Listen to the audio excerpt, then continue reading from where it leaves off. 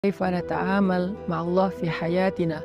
Gimana cara kita melibatkan Allah dalam kehidupan kita sehari-hari. Kenapa penting sekali melibatkan Allah dalam kehidupan kita sehari-hari? Karena sesungguhnya manusia itu tidak bisa hidup hanya dengan mengandalkan dirinya.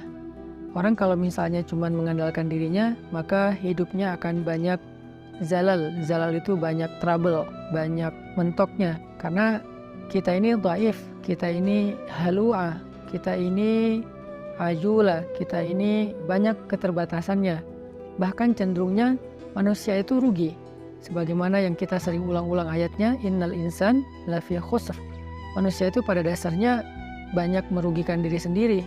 Kecuali kalau dia beriman kepada Allah, artinya dia bergantung kepada Allah. Illal ladzina amanu dan seterusnya. Kalau kita hidup hanya dengan mengandalkan diri kita, banyak hal yang akan kita hadapi dengan hanya berkeluh kesah.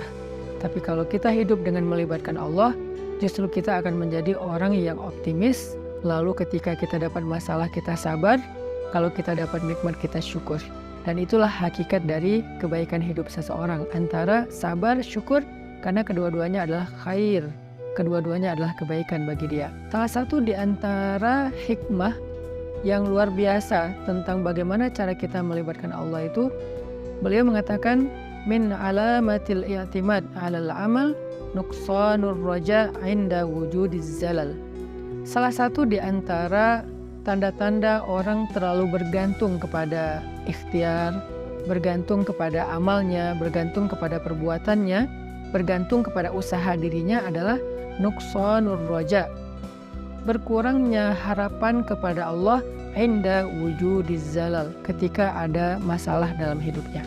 Maksudnya apa? Seringkali kita gini, kita tuh jadi kayak berani berharap yang baik-baik kepada Allah kalau apa yang kita harapkan itu masih logis.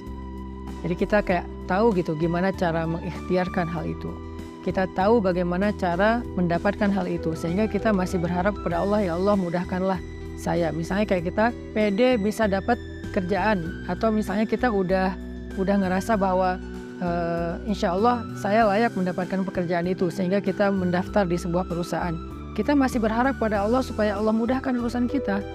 Tapi ketika ternyata kita ditolak sana sini, kita ketuk setiap pintu-pintu di bumi, ternyata nolak kita sehingga kita nggak punya kerjaan, kita tiba-tiba jadi putus asa, jadi nggak berharap lagi, jadi nggak optimis, karena ngerasa kayaknya pintu-pintu bumi udah tertutup. Karena ngerasa kayaknya ikhtiar kita itu udah mentok, kayaknya udah nggak ada lagi perusahaan yang bisa kita